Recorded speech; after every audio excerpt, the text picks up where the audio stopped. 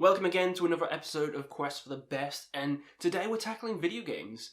It's a nice little breather from the last video where we did almost an hour worth of Metallica song rankings, which was fun, don't get me wrong, but I wanted a bit of a change, a bit of a different pace, so we're going back to the Quest for the Best series. I'm going to tell you what my favourite video games are of all time. Now before I start the video with my own picks, put yours in the comments below if you're a gamer. What's your favourite games of all time, your top 10, and also, what do you fucking hate? Because sometimes that's more fun. What games do you fucking hate? And if there's anything on this list, just pop them down in the comments below, write an angry comment, because it'll be funny. Now with all that out the fucking way, let's get into my top 10 video games of all time. Coming in at number 10, I'm going to say it's a surprise one, but most of these will be surprises, because you don't know my fucking taste, but number 10 is Rayman Legends. Now, I've loved Rayman since the PS1, the classic, the original Rayman, and it's hard as fucking balls, but I love it. I love this character. He should be in Smash Brothers. I want a petition for him to be in fucking Smash Brothers, but rant out the way, I love this platformer. Legends, it just, everything Rayman has been leading up to, and more.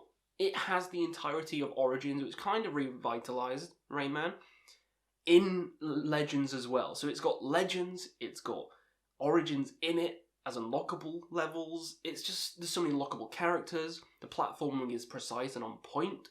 It's easily my favourite platformer of all time. Yeah, that's right, it's better than Mario.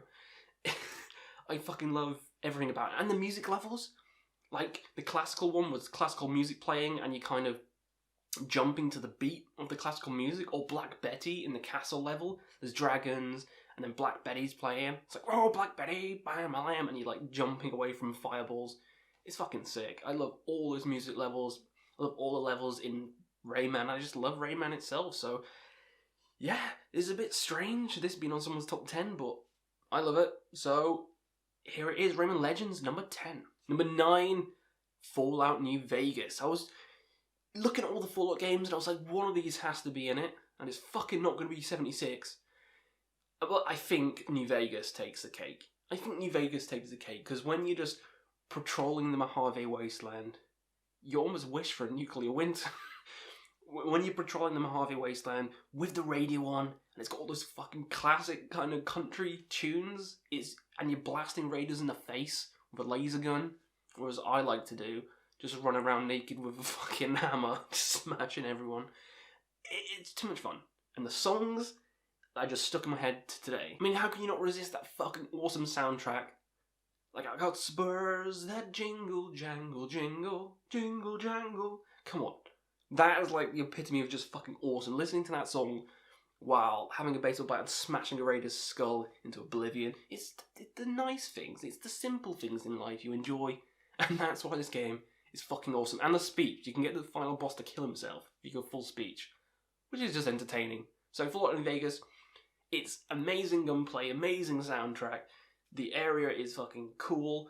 All the factions are cool. Probably the best faction would be Mr. House or Yes Man. You know, you want to go with the strip itself, and that's where all the action is. Make all the robots have the fucking rocket launchers and shit. That's the smart decision. You know, Caesar's Legion, NCR, yeah, that's fine. The smart decision is in the fucking strip. Fight me. New Vegas, awesome fucking game. Number 9. Number 8, Persona! Number 8 is Persona 5. I fucking love the Persona series. I say the Persona series, I've only played 3, 4, and 5, but they're all been fucking fantastic. It's RPG similar to Pokemon, but with a lot more story, a lot more depth, and that's not to say Pokemon's bad, because that might appear on the list. Now, we all know Haru is the best girl, so there's no arguments here for that one. You know, Haru is the best. I'll have no fucking quarrelling over that one. So it's a JRPG, similar to Pokemon. You have little creatures, you train them up, you evolve them, kind of like Pokemon, you fight them against other creatures. But you can also fight yourself. You can use like crowbar, you can shoot. You train them up, you get stronger. You yourself get stronger by doing stuff in the real world. So you go out on a date with, I don't know, one of the characters. You'll then increase a stat which will then make you better in battle. It's that kind of interaction which makes the game addictive and it makes the game fun. It rewards doing stuff outside of the combat. And some games don't do that. Persona does that perfectly. You go to class, you do something and it increases one of your stats, which means you can get a better persona later.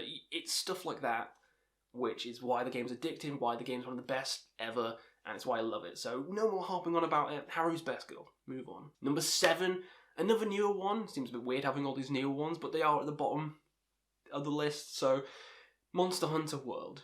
I was tempted to put Monster Hunter 4 here because I fucking love that one, and Generations is amazing, and 3, they're all fucking amazing. But we've never had a Monster Hunter game in like next-gen graphics, and the combat in it is just so satisfying. All your classic monsters return, and a fuckload of new ones. It's got the satisfying Monster Hunter gameplay of once you kill that monster, you just get a rush of excitement, kind of like in Dark Souls series. You get a rush of excitement when you kill the monster, which has been kicking your ass for ages. Like Raging Brachydios have just been fucking pounding my ass into dirt recently. But it's so satisfying when you kill them. And then you make cool armor out of them, and it's addictive. It's addictive. You fight the monsters, you're like, shit, I still need that headpiece. Let's fight again. You get the headpiece, you get the full armor, you're like, fuck yes, now I'm stronger. Now I can go fight that other monster.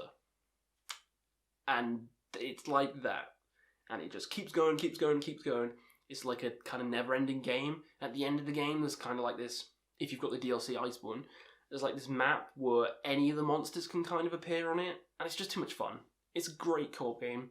It's one of my favourite games of all time. So, yeah, it's in my top 10. Number 6, Fire Emblem Awakening.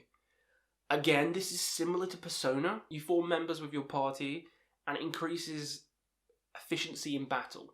You can get like S ranks with them if you want to marry them. You can get like A ranks with a lot of the other ones, and you become better in battle together. It's a top-down tactical RPG.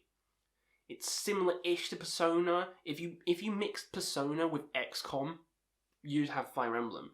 Underrated series, one of my favourites, and I think Awakening just does it the best. I think it has the better characters, the better story, and it's just the most interesting to me is Persona. It was on 3DS. I think they should remaster it and put it on Switch, because Three Houses is amazing, but Awakening was just, cream of the crop. Adore this kind of turn-based combat. Love it in XCOM, love it in Fire Emblem, love it in XCOM. So I was tempted to put XCOM here, but Fire Emblem has waifus and stuff, so yeah, fucking Fire Emblem's going here. Come on, Fire Emblem's going here. Number 5, we have Dragon Age Origins, a fucking amazing RPG.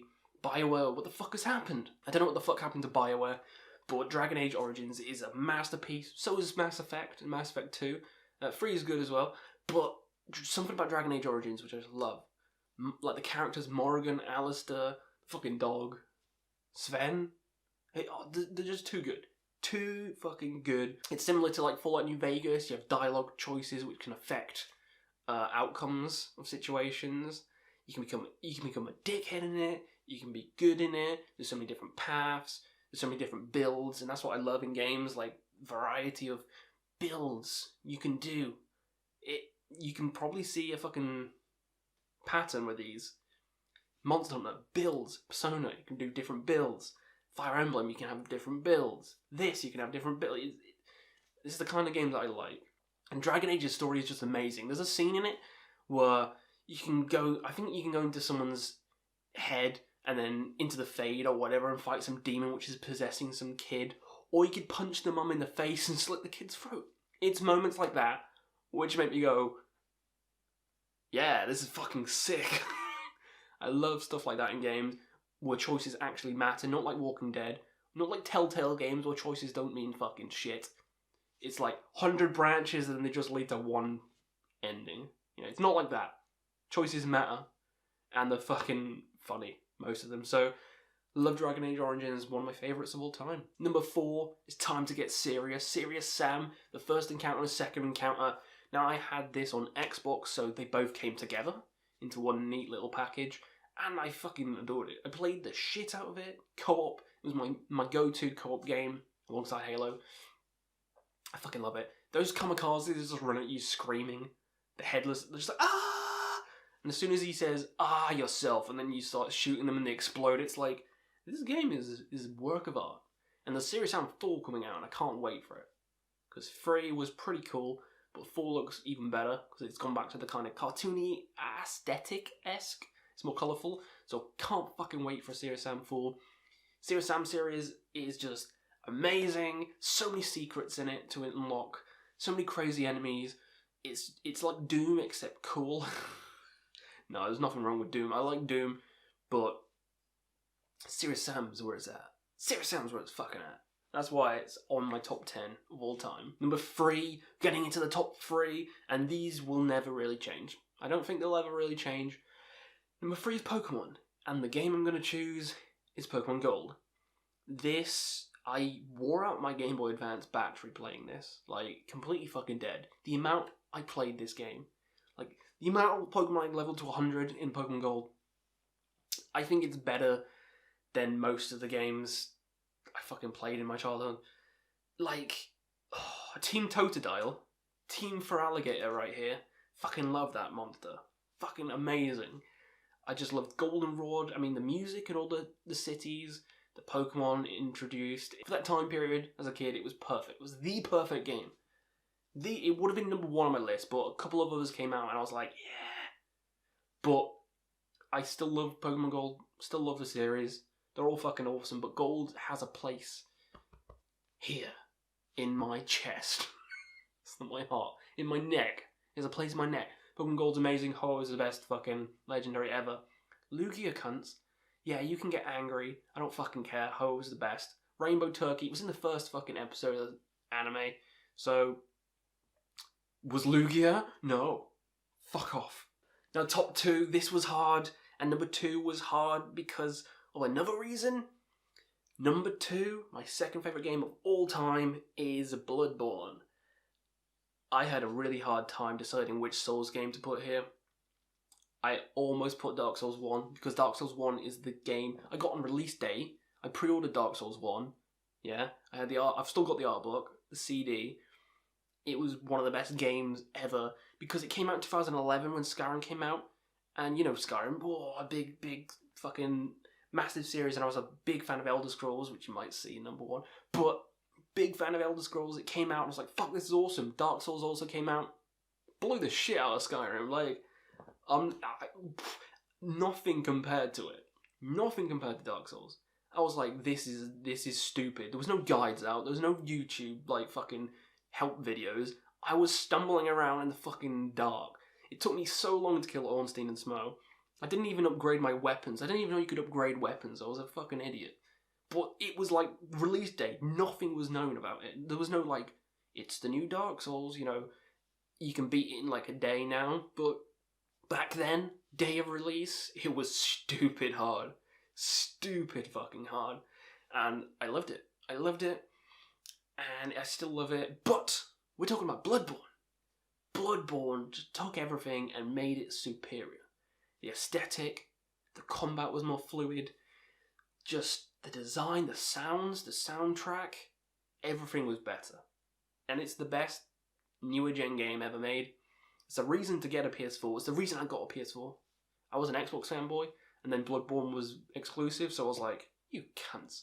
So I got PS4, and it was well worth it, because Bloodborne is a masterpiece. I hope it comes to PC, because I want to play it again on PC. I just recently finished Dark Souls 3 again on PC, which was amazing. So I want some more Souls. Yeah, Bloodborne, fucking awesome. My favourite boss is probably Lady Maria. It's like a dance. I love all the human enemies in it, like German, because it's kind of like, it's a one-on-one kind of thing, you know? It feels better than fighting a monster, because you're kind of judging each other up. Sekiro kind of took that to a different level, and it was fine, but it's not as good. Not as good. You need kind of variety, and Bloodborne had that variety. So, Bloodborne, fantastic fucking game. Horror mixed with Lovecraftian horror. Oh, sick. My second favourite game of all time. Now, number 1, kind of teased it. Number 1, my favourite game of all time is The Elder Scrolls 3, Morrowind. Hands down, always will, always fucking will be my favourite game ever. It's not going to be any other game, ever.